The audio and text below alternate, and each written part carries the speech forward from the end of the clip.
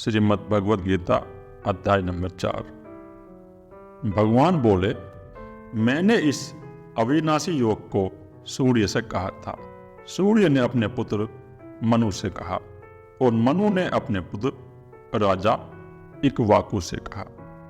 तो जो भगवान श्री कृष्ण है ना, वो एक परम तत्व परमात्मा के रूप में बोल रहे हैं। तो वो बता रहे हैं कि मैंने, यानी किसी ऐसे मनुष्य ने जिसने उस परम पिता परमात्मा का अनुभव कर लिया है, उसने इस योग को प्राचीन काल में सूर्य से कहा। उस समय का कोई राजा होगा, ये सूर्य कोई मनुष्य होगा, वो इस सूर्य की बात नहीं हो रही। ये जो सूर्य है ना, जो ऊर्जा एनर्जी दे रहा है हमें, इसकी बात नहीं हो रही। उस समय का कोई राजा था सूर्य नाम का, उसकी बात हो रही है। इस योग को सूर्य से कहा और सूर्य ने फिर अपने पुत्र मनु से कहा और मनु ने अपने पुत्र राजा इक्ष्वाकु से कहा। तो इस प्रकार ये हमारी प्राचीन परंपरा चलती आई थी, सांख्य योग की, अध्यात्म योग की, और वे एक दूसरे को इस योग के बारे में बता रहे थे और मनुष्य तत्व का अनुभव कर लेता था। हे प्रत्येक अर्जुन, इस प्रकार परंपरा से प्राप्त इस योग को राज ऋषियों ने जाना। तो हे अर्जुन, ये जो परंपरा से प्राप्त योग है, ये अभी का योग नहीं है, ये प्राचीन काल से चलता आ रहा है अर्जुन। ये ऐसा नहीं है कि मैंने इसको प्राप्त किया है इस जन्म में, लेकिन ये प्राचीन काल से चलता आ रहा है।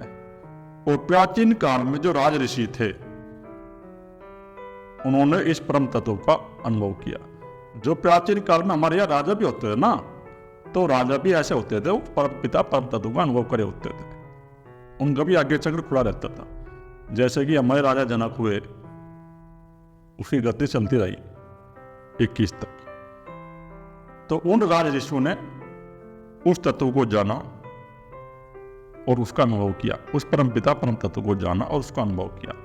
किंतु उसके बाद वह योग बहुत काल से इस पृथ्वी लोक में लुप्त हो गया।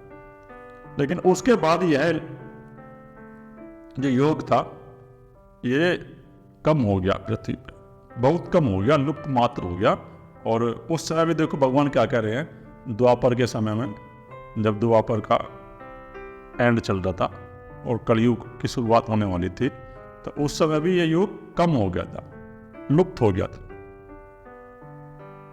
क्योंकि सतयुग में जो हमारे यहाँ परंपरा चली हुई थी कि गुरुकुल में विद्यार्थी जाते थे और गुरुकुल में विद्यार्थी जाके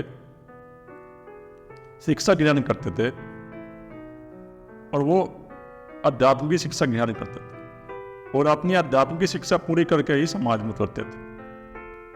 और जो कुछ ऐसे विद्यार्थी थे जो गृहस्थ में जाना चाहते थे, तो गृहस्थ में चले जाते थे और गृहस्थ में फिर अपने 50 साल पूरे करने के बाद अध्यात्म की खोज में लग जाते थे कि अर्जुन, ये योग है ना, ये लुप्त प्राय हो गया है इस समय में। इस समय इसका अनुभव किए हुए कोई नहीं है, क्योंकि उस समय भी भगवान श्री कृष्ण थे जिनका आगे चक्र खुला हुआ था। वो तो कोई ऐसा दिखाई नहीं दिया पूरे महाभारत में। पूरे महाभारत में ऐसा कोई और मनुष्य दिखाई नहीं दिया जिसने उस परम पिता परम तत्व का अनुभव किया हुआ। तू मेरा भक्त और प्रिय सखा है। तो अर्जुन, तुम मेरे सखा भी हो, मेरे मित्र भी हो, और तुमने समर्पण भी कर दिया और तुम मेरे भक्त भी होगे। तो इसलिए वही यह पुरातन योग आज मैं तुझे कह रहा हूं। इसको तुम ध्यान पूर्वक होकर सुनो, विवेक पूर्वक होकर सुनो और अपने आप को तैयार कर लो, क्योंकि यह बड़ा ही उत्तम रहस्य है। ये रहस्य जो है ना, प्रत्येक मनुष्य को नहीं दिया जाता अर्जुन। ये उसे दिया जाता है जिसकी ब्रह्म जिज्ञासा है।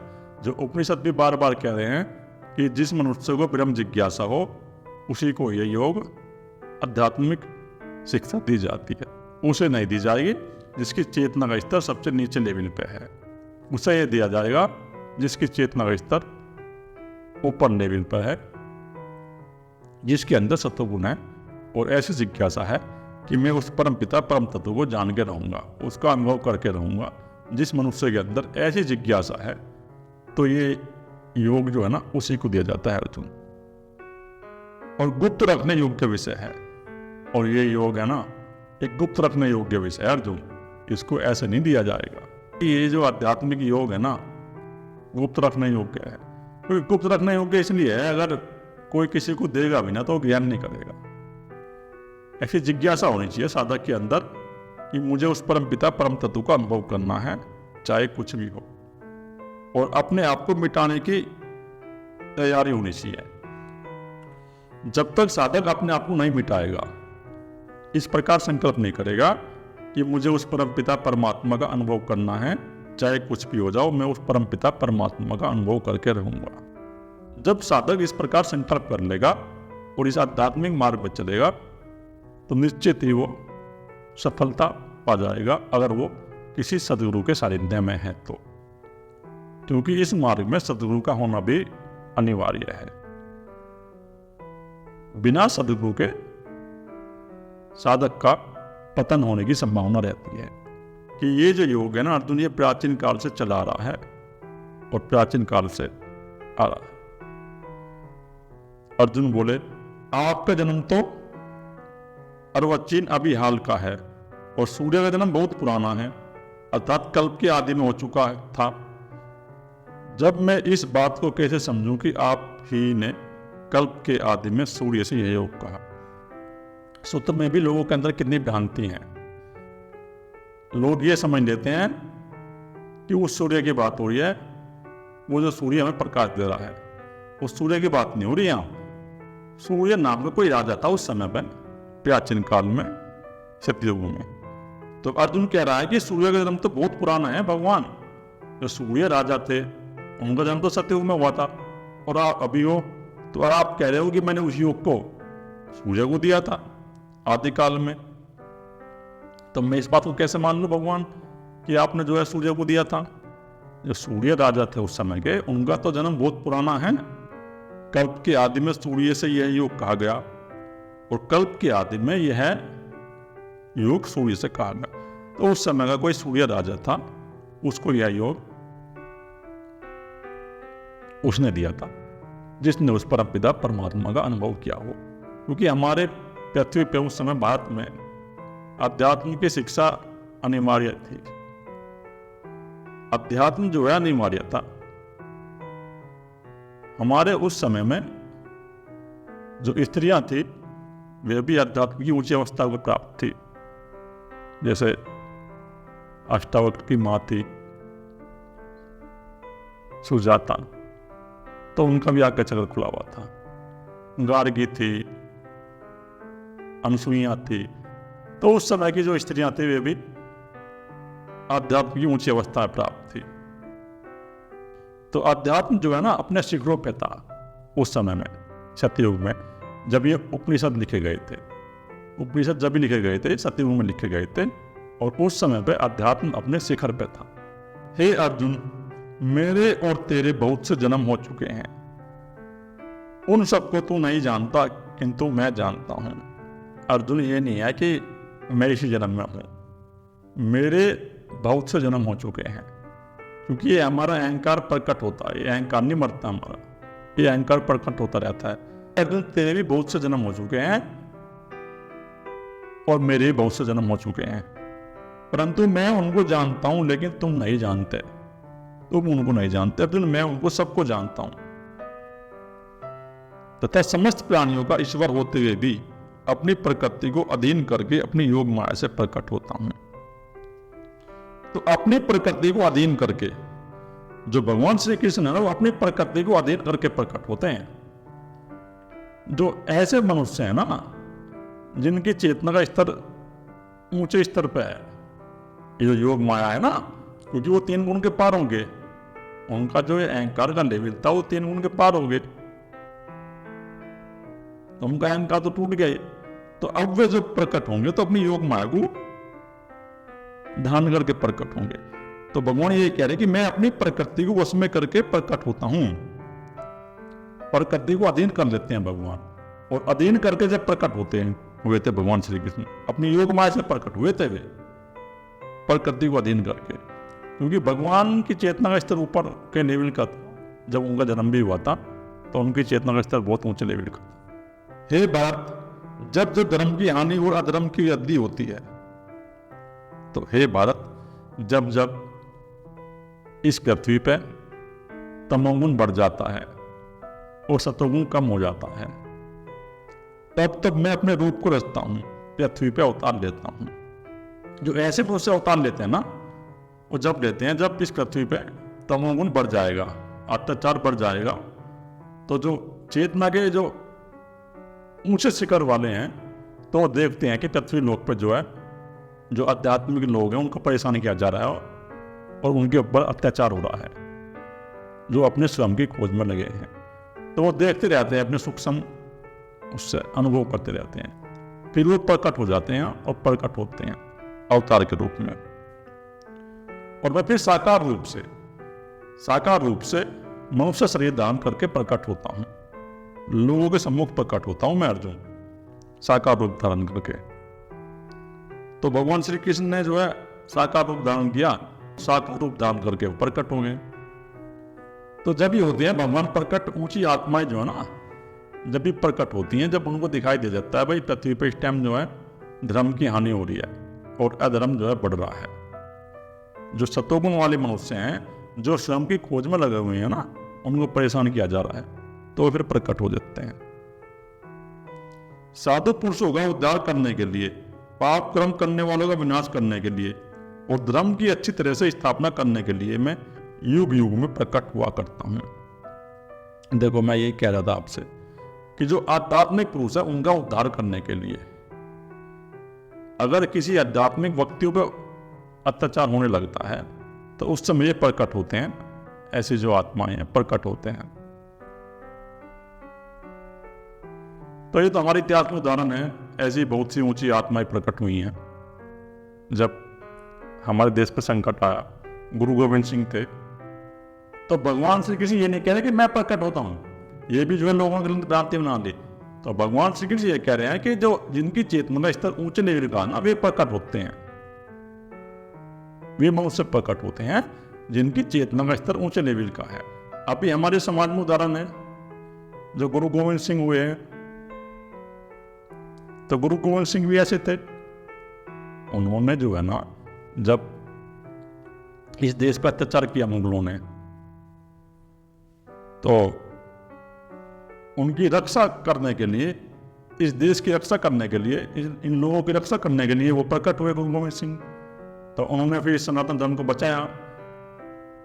गुरु गोविंद सिंह जी का बहुत बड़ा योगदान है सनातन धर्म को बचाने में।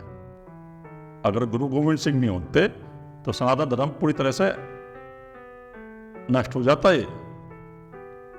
और शिवाजी महाराज हुए, तो शिवाजी महाराज भी ऐसे ही मनुष्य थे जिनकी चेतना का लेवल जो है ऊंचे स्तर का था। तो शिवाजी महाराज ने जो है यहाँ रक्षा की। जब औरंगजेब का अत्याचार बढ़ गया, औरंगजेब ने सबको परेशान करना शुरू कर दिया, मुसलमान बनाना शुरू कर दिया सबको जबरदस्ती, तो शिवाजी महाराज ने इन्हें रक्षा करी। तो जो ऐसे मनुष्य हैं जिनकी चेतना का स्तर ऊंचे का है, तो वे प्रकट होते हैं उस समय। जब तमोगुण बढ़ जाता है ना, तो तमोगुण जब बढ़ जाएगा पृथ्वी पे, तो जिनकी चेतना का स्तर ऊंचा है ना, वे मनुष्य प्रकट होंगे, तो सतोगुण वाले मनुष्य थे। जैसे गुरु गोविंद सिंह जी थे और शिवाजी महाराज जी थे, तो ये उसी लेवल के मनुष्य थे जिसकी भगवान श्री कृष्ण बात कर रहे हैं कि जब जब धर्म की हानि होती है तो मैं प्रकट होता हूं। सतोगुण की रक्षा करेंगे, फिर वो सतोगुण वाले मनुष्यों को बचाएंगे, उनकी रक्षा करेंगे। तो प्रकट होते रहते हैं। जब जब पृथ्वी पर संकट आता है तो ऐसे मनुष्य प्रकट होते हैं। मैंने आपको बता ही दिया अभी, तो ये 2 उदाहरण दिए आपको इस सदी के। हे अर्जुन, मेरे जन्म और कर्म दिव्य अर्थात निर्मल और अलौकिक हैं। तो अर्जुन, मेरे जो जन्म है वे निर्मल हैं और अलौकिक हैं। मैं जो जन्म लेता हूं ना अर्जुन, वो जन्म मैं इस प्रकार ले रहा हूं, जब चेतना का स्तर समाज में नीचे लेवल पर आ जाता है, तमोगुण बढ़ जाता है, तो कोई ऊंचे स्तर की चेतना की यहाँ आत्मा जन्म लेती है, जो इन लोगों से, तमोगुण वालों से इस सत्व गुण के वाले मनुष्यों की रक्षा करती है। तो वे जो सब जन्म है ना वो भगवान श्री कृष्ण के जन्म है। तो भगवान श्री कृष्ण ये कह रहे हैं कि मैं प्रकट होता हूं, यानी वो परम तत्व परमात्मा प्रकट होता है जिसकी चेतना का स्तर ऊंचे लेवल का है। ऐसे मनुष्य प्रकट होते हैं अवतार के रूप में। इस प्रकार जो मनुष्य तत्व उससे जान लेता है वह शरीर को त्याग कर फिर जन्म को प्राप्त नहीं होता, किंतु मुझे ही प्राप्त होता है। जो मनुष्य उस तत्व से जान लेता है, भगवान श्री कृष्ण ये नहीं कहेंगे मेरे शरीर को जान लेता है, भगवान श्री कृष्ण ये कहते हैं जो मनुष्य उस परम तत्व परमात्मा को जान लेता है, तत्व से उसका अनुभव कर लेता है, वह फिर मुझे ही प्राप्त होता है शरीर छोड़ने के बाद। तो जिसका आगे चक्र खुला हुआ है, जिसकी चेतना का स्तर ऊंचे लेवल पर जा चुका है, तो वो फिर अंत में उस परम पिता परम तत्व में विलीन हो जाता है। इस शरीर को त्यागने के बाद उसका मोक्ष हो जाता है। फिर जो है ना वो नए शरीर में प्रकट नहीं होगा, क्योंकि उसका अहंकार नष्ट हो गया, तो नए शरीर में प्रकट ही नहीं होगा। फिर वो उसी परम तत्व परमात्मा विलीन हो जाएगा। जो मनुष्य उस परम पिता परमात्मा को तत्व से जानता है, तत्व की बात हो रही है यहाँ ये बात नहीं हो रही कि भगवान श्री कृष्ण के शरीर को जानता है। यहाँ भगवान ये कह रहे हैं कि जो मनुष्य उस तत्व से उस परम तत्व को जानता है, उसका अनुभव करता है, तो उसका जो अहंकार है नष्ट हो जाता है। और जब अहंकार नष्ट हो गया तो वो उसी तत्व में विलीन हो गया। फिर वो मनुष्य प्रकट नहीं होगा किसी दूसरे शरीर में, उसका अहंकार प्रकट नहीं होगा। फिर पहले भी जिनके राग भय और क्रोध सर्वथा नष्ट हो गए थे, तो पहले भी जिनके राग नष्ट हो गए। भाई राग है हमारा मन जो कल्पना करता रहता है, जो हमारे मन को अच्छा लगता है तो हमारा मन कल्पना करता है, उसको उसमें राग करता है, उसका चिंतन करना शुरू कर देता है। और भय और क्रोध, हमें भय लगता है कि हमारा शरीर मर न जाए, क्योंकि हमने अपने आप को शरीर मान लिया। जब हमने अपने आप को शरीर मान लिया तो हमें भय लगेगा, लेकिन जब हमारा आगे चक्र खुल जाएगा ना, जब हमारा अहंकार नष्ट हो जाएगा, तो फिर हमें कोई भय नहीं लगेगा। और क्रोध, तो क्रोध उत्पन्न होता है। सर्वथा नष्ट हो गए थे और जो मुझ में ही अनन्य प्रेम पूर्वक स्थित रहते थे, ऐसे मेरे आश्रित रहने वाले बहुत से भक्त उपयुक्त ज्ञान रूप तब से पवित्र होकर मेरे स्वरूप को प्राप्त हो चुके हैं। तो ऐसे बहुत से भक्त जन हुए हैं अर्जुन, तो ये मत समझ लेना कि ऐसा कोई हुआ नहीं। ऐसे बहुत से भक्त हो गए जिनके राग भी समाप्त हो गए, जिनका क्रोध भी समाप्त हो गया और भय समाप्त हो गया। उनके अंदर अनन्य प्रेम प्रकट हो गया, उन्होंने अपने हृदय में प्रवेश कर लिया। और जब मनुष्य अपने हृदय में प्रवेश कर लेता है तो उनके अंदर अनन्य प्रेम प्रकट हो जाता है। तो वे भक्त उपयुक्त ज्ञान रूप तप से, तो वे भक्त फिर ज्ञान रूप तप किया उन्होंने, भक्तों ने ज्ञान रूप तप किया, ज्ञान मार्ग से पहुंचे फिर वो, और साक्षी का उन्होंने अपना अभ्यास किया, उस परम तत्व परमात्मा को जाना, ध्यान का अभ्यास किया, परम तत्व परमात्मा में लीन हो गए ऐसे मनुष्य। तो ऐसे बहुत से मनुष्य हुए हैं अर्जुन जिन्होंने उस परम तत्व परमात्मा का अनुभव कर लिया और मेरे स्वरूप में लीन हो गए। लेकिन जो मुझे जानता है ना अर्जुन, वो वही मनुष्य मुझे जानेगा, वही मेरा अनुभव करेगा, जिसके अंदर प्रेम होगा, भक्ति होगी, समर्पण होगा। देखो समर्पण की बात यहां भी हो रही है, प्रेम की बात यहां भी हो रही है। वो तो मैं पहले ही कह दिया था कि जिस मनुष्य के अंदर समर्पण नहीं होगा, प्रेम नहीं होगा, भक्ति नहीं होगी, वो आध्यात्मिक मार्ग में चलेगा नहीं, उसका पतन हो जाएगा। और जो साधक ऐसे थे अपने अहंकार में चूर थे, उनका सबका पतन हो गया। तो समर्पण बहुत जरूरी है आध्यात्म मार्ग में। भगवान भी कह रहे हैं कि समर्पण, अनन्य प्रेम, भक्त, पहले हमें अपने हृदय चक्र को खोलना पड़ेगा। और जब हम हृदय चक्र में प्रवेश करेंगे तो वहीं हमारा समर्पण, भक्त, प्रेम की घटना वहीं घटती है। तो हम आगे चक्र तक कैसे पहुंच जाएंगे? हम डायरेक्ट तो आगे चक्र तक पहुंच ही जाएंगे कि डायरेक्ट एकदम जो है मूलाधार से उठ के वहीं पहुंच गए आगे चक्र पे।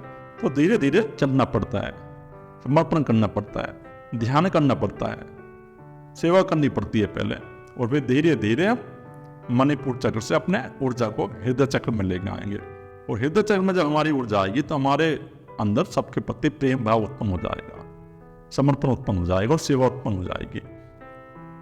जिन भक्तों के अंदर प्रेम प्रकट हो गया है और वो प्रेम में डूबे रहते हैं, तो वे भक्त मुझे ही प्राप्त होते हैं अंत में अर्जुन। हे अर्जुन, जो भक्त मुझे जिस प्रकार भजते हैं वो अलग अलग प्रकार से मुझको भजते हैं और अलग अलग प्रकार से मेरी साधना करते हैं। मैं भी उनको उसी प्रकार भजता हूं, क्योंकि सभी मनुष्य सब प्रकार से मेरे ही मार्ग का अनुसरण करते हैं। तो भगवान ये कह रहे हैं कि चाहे मार्ग कोई भी हो, ज्ञान मार्ग हो, कर्म मार्ग हो, योग मार्ग हो, भक्ति मार्ग हो, किसी भी मार्ग से कोई मनुष्य मुझे भजेगा और मेरा ध्यान करेगा, मेरा चिंतन करेगा, तो वो उस परम पिता परमात्मा को पालेगा। तो उनको फिर मैं भजता हूं, तो वो तत्व जो है ना, उनकी सहायता करता है। फिर वो चेतन शक्ति जो है, जब हम परमात्मा की तरफ चलते हैं तो भक्त की वो सहायता करती है। चेतन शक्ति जो आध्यात्मिक मनुष्य हैं उनकी सहायता करती है, उनको वो शक्ति अपनी तरफ खींचती है। अर्जुन, चाहे कोई किसी मार्ग का साधक हो, अगर वो अपने लक्ष्य में लगा है, अपनी साधना पूरी करने में लगा है, तो अंत में वो मेरे ही मार्ग को प्राप्त हो जाएगा, मुझे ही प्राप्त हो जाएगा। अर्जुन, अगर वो मेरा ध्यान कर रहा है, मेरी भक्ति कर रहा है और अपने लक्ष्य में लगा हुआ है और अपने लक्ष्य को नहीं छोड़ रहा, वो अनन्य भाव से प्रेम प्रकट करके लगा हुआ है, तो अर्जुन वो भक्त फिर मुझे ही प्राप्त हो जाएगा। इस मनुष्य लोक में कर्मों के फल को चाहने वाले लोग देवताओं का पूजन करते हैं, और जो कुछ ऐसे मनुष्य हैं अर्जुन जो चाहते हैं कि हमें धन की प्राप्ति हो जाए, हमें भोग्य सुख मिल जाए, हमें अच्छा घर मिल जाए, हमें शरीर से सुख मिल जाए, तो देवताओं की पूजा करते हैं। तो देवताओं की पूजा करते हैं, वो देवताओं से मांगते हैं, क्योंकि उनको कर्मों से उत्पन्न होने वाली सिद्धि शीघ्र मिल जाती है। तो जो कर्म करेगा, वो तो भगवान ने कह ही दिया, जो कर्म करेगा, जो इस जगत में कर्म करेगा, तो उनको ये भोग्य पदार्थ उपलब्ध हो जाते हैं। और जो कर्म नहीं करेगा, घर में बैठा रहेगा, तो उसको कैसे मिल जाएगा धन? जो कर्म करेगा और धन प्राप्ति के लिए प्रयास करेगा, तो उसी को तो मिलेगा ये। तो जो अर्जुन ऐसे भक्त हैं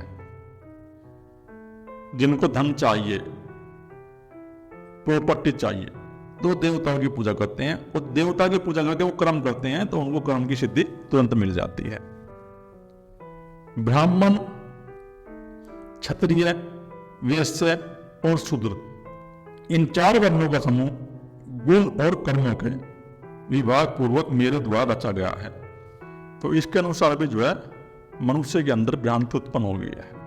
तो भ्रांति इसलिए उत्पन्न हो गया है कि उन्होंने मान लिया है, कोई ब्राह्मण जाति में पैदा हो गया तो उसने मान लिया कि मैं ब्राह्मण हूं, कोई क्षत्रिय जाति में पैदा हो गया तो मान लिया कि मैं क्षत्रिय हूं, कोई वैश्य हो गया, जो व्यापारी लोग हैं उन्होंने मान लिया कि हम व्यापारी ही वैश्य हैं, और शूद्र हैं। लेकिन भगवान ये कह रहे हैं कि इन चार वर्णों का समूह गुण और कर्मों के विभाग पूर्वक, गुण शब्द आ रहा है इसमें, और गुण शब्द का मतलब है प्रकृति के 3 गुण। तो पहले जो मनुष्य, जो ऐसे मनुष्य हैं ब्राह्मण, जिनके अंदर सत्वगुण है और जो स्वयं की खोज में लगे हुए हैं, जो उस परम पिता परमात्मा की खोज में लगे हुए हैं, जिनके अंदर सत्वगुण है, तो वो ब्राह्मण है, जाति से कोई ब्राह्मण नहीं है। ऐसे मनुष्य हैं जिनके अंदर सात्विक गुण है और जो उस परम पिता परमात्मा की खोज में लगे हुए हैं, वही ब्राह्मण है। और क्षत्रिय, जिनके अंदर रजोगुण है और सत्वगुण है, जो सात्विक मनुष्यों की रक्षा करते हैं, जो इस समाज की व्यवस्था बनाते हैं, आपराधिक कार्य करने वालों से रक्षा करते हैं मनुष्य जाति की, तो वे क्षत्रिय हैं। और वैश्य वे हैं जो व्यापार करते हैं और व्यापार करके समाज को चलाते हैं, इस समाज की व्यवस्था करते हैं, व्यापार करते हैं। शूद्र का अर्थ है श्रमिक, सेवक, जो समाज की व्यवस्था बनाने में योगदान देता है, सेवा करता है, दो शूद्र है। सेवक है। तो इनका गलत अर्थ लगा दिया। इनका संबंध जाति से नहीं है, इनका संबंध है जिस मनुष्य के अंदर जैसा गुण विद्यमान है, जिस मनुष्य की चेतना स्तर किस लेवल का है, उसके अनुसार इन वर्णों की व्यवस्था हो रही है। गुणों के अनुसार जिस मनुष्य के अंदर सतोगुण है, तमोगुण है, रजोगुण है, तो इन गुणों के अनुसार इन कर्मों का विभाग पूर्वक रचा गया है। भाई कुछ मनुष्य ऐसे हैं जिनके अंदर ब्रह्म जिज्ञासा नहीं है, जिनकी चेतना का लेवल नीचे स्तर पे है। तो कुछ मनुष्य ऐसे हैं तो सेवा करेगा फिर, जिनकी बुद्धि कमजोर है, जिनके अंदर बुद्धि नहीं है, प्रज्ञा बुद्धि नहीं है, तो सेवा करने लगेगा। जो चार वर्ण है ना, इन चार वर्णों की रचना गुणों के आधार पर, ये जो प्रकृति के 3 गुण हैं, क्योंकि ये चेतना के स्तर हैं, इसका एक वैज्ञानिकरण है। जिसके अंदर जो सा अहंकार होगा वो वहीं प्रकट होगा, और सतोगुण का अहंकार है, सतोगुण के घर में प्रकट होगा, रजोगुण का अहंकार रजोगुण के घर में प्रकट होगा, वो तमोगुण का अहंकार तमोगुण वालों के यहाँ प्रकट होगा। तो ये विज्ञान है, लेकिन इसका अर्थ गलत लगा लिया गया। आज समझे नहीं इसका अर्थ क्या था। इस प्रकार उस सृष्टि रचना आदि क्रम का कर्ता होने पर भी मुझ अविनाशी परमेश्वर को तो वास्तव में एकता जान। कर्म का कर्ता होने पर भी, तो मैं कर्म भी कर रहा हूं ना, तो अर्जुन मैं कर्म कर रहा हूं, लेकिन वास्तव में मैं कुछ नहीं कर रहा हूं। कि अर्जुन जिसका आगे चक्र खुल गया है और जिसका अहंकार नष्ट हो गया है, ये भाव नहीं रहा कि मैं कर रहा हूं, तो कर्म करते हुए करता है, उसको कर्मों का जो है ना फल मिलेगा ही नहीं, क्योंकि उसका अहंकार नष्ट हो गया। अब उसका शरीर बचा हुआ है, शरीर कर्म कर रहा है अपने आप, शरीर में जो क्रिया हो रही है, मन के अंदर क्रिया हो रही है, शरीर के अंदर क्रिया हो रही है, लेकिन जो अहंकार है उसका तो नष्ट हो गया। उसने तो उस तत्व को अपने अंदर प्रकट कर लिया, पिता परमात्मा के तत्व को, तो वो थोड़ी करेगा अब, तो वो तो है करता ही है। भाई करता तो वही है जो मनुष्य इस जगत में आसक्त हो गया और आसक्त होकर कर्म कर रहा, तो मान लेता है कि मैं कर रहा हूं।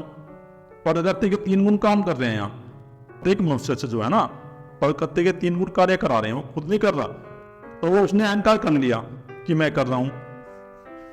और ये जो हमारा अहंकार है ना, ये नए शरीर में प्रकट होता रहता है कि अर्जुन मैं जो कर्म कर रहा हूं ना, मैं इस प्रकार कर रहा हूं, मैं करता नहीं हूं, मैं अपना कर्ता नहीं मानता, वो परम पिता परमात्मा ही कर रहा है जो कर रहा है। पूर्व काल में मुमुक्षुओं ने भी इस प्रकार जानकर ही कर्म किए।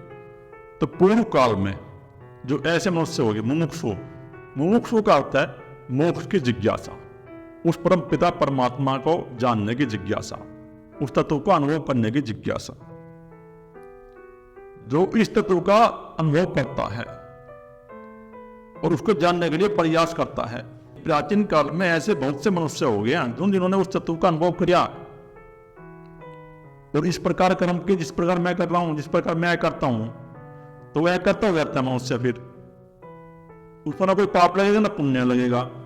जिसका अहंकार नष्ट हो गया, जिसके अंदर से भाव नष्ट हो गया कि मैं कर रहा हूं, तो वह करता हो गया। कि प्राचीन काल में ऐसे बहुत से मनुष्य हुए हैं अर्जुन, जिन्होंने इस प्रकार कर्म किए हैं, जिनका आगे चक्र खुल गया है, और जिनका आगे चक्र खुल गया तो उनका अहंकार नष्ट हो गया, फिर वो नई शरीर में प्रकट ही नहीं होगा। तो इसलिए तू भी पूर्वजों द्वारा सदा से किया जाने वाला कर्म को कर। तो इसलिए अर्जुन तुम भी इस कर्म को करो जो तुम्हारे पूर्वजों ने किया है। जो प्राचीन काल में ऐसे मनुष्य हुए हैं जिन्होंने इस प्रकार कर्म किया है कि जो करा रहा है वो परमपिता परमात्मा करा रहा है। अर्जुन के बाद जो है ना भगवान श्री कृष्ण की वाइब्रेशन काम कर देती और वो 17-18 दिन तक रही, लेकिन अर्जुन वहां से निकलने के बाद फिर ऐसा हो गया। ये तो 17-18 साल का प्रोसेस है, इससे तो गुजरना ही पड़ता है, धीरे धीरे अपने चक्रों को खोलना ही पड़ेगा। वो ठीक है, अर्जुन ने समर्पण कर दिया और समर्पण करने के बाद अर्जुन का जो प्राण था वो हृदय चक्र में आ गया और हृदय चक्र में आते ही भगवान श्री कृष्ण के प्राण से जुड़ गया वो आगे चक्र से। लेकिन वो उसी समय तक रहा जब तक महाभारत का युद्ध चला, फिर वो चली गई थी वाइब्रेशन, फिर चली जाती है। तो इस प्रोसेस से तो गुजरना ही पड़ता है, साधना तो करनी पड़ेगी हमें। समय निकल रहा है तो आप 1-2 घंटे मेडिटेशन करना शुरू कर दो तुरंत। क्योंकि मनुष्य जन्म है, अनमोल है, इसका लाभ उठाओ। 24 घंटे में 2 घंटे अगर तुम समय निकाल लोगे उस परम पिता परमात्मा के लिए, तो तुम्हारा क्या बिगड़ जाएगा? तो निकालो उस परम पिता परमात्मा के लिए समय, जरूरी है। और जब तक तुम्हारी गृहस्थी है, गृहस्थी में 2 घंटे 3 घंटे तुम ध्यान करो, साधना करो। उसके बाद बच्चों की शादी होने के बाद, और शादी हुए ना होंगे, आजकल तो शादी बहुत लेट कर रहे हैं। और पहले वाला जमाना तो था या नहीं, कि पहले तो ये होता था कि भाई 17-18 साल का लड़का हो गया, लड़कियों की शादी कर देते थे। लेकिन आज तो जो है 30-35 साल 40 साल की उम्र में जो है मनुष्य शादी कर रहा है। देखो कितनी पतन में जा रहा है हमारा समाज। जो मनुष्य 35 साल की उम्र में शादी करेगा, 40 साल की उम्र में शादी करेगा, तो उसका क्या होगा? वो कब ध्यान साधना करेगा? उसके बच्चे होंगे 60-65 साल तक, इतने बच्चे जवान होंगे, इतने वो मर ही लेगा। तो शादी की भी एक उम्र है, उस उम्र के अनुसार गृहस्थ जीवन में प्रवेश करना चाहिए। और वो हमारे यहाँ तो जो थी उस समय ये थी, वेद में 25 साल की उम्र थी। 25 साल की उम्र जो है लड़के की थी और 25 साल की उम्र ही लड़के की थी गृहस्थ जीवन में प्रवेश करने, क्योंकि उस समय जो है 100 साल की उम्र होती थी। मनुष्य अपनी 21-22 साल तक अपने वो पढ़ाई कर ले, फिर जो है 24-25 साल की उम्र में शादी कर ले, लेट ना करे। अगर अध्यात्म मार्ग में चल रहे है तो लेट ना करे, 25 साल से पहले शादी कर ले अपनी। 25 साल से लेट करेगा तो फिर वो आगे मनुष्य कुछ नहीं कर पाएगा, वो फिर भोगों में घुस जाएगा, उसकी चेतना का स्तर जो नीचे गिरता जाएगा, वो साधना नहीं कर पाएगा फिर।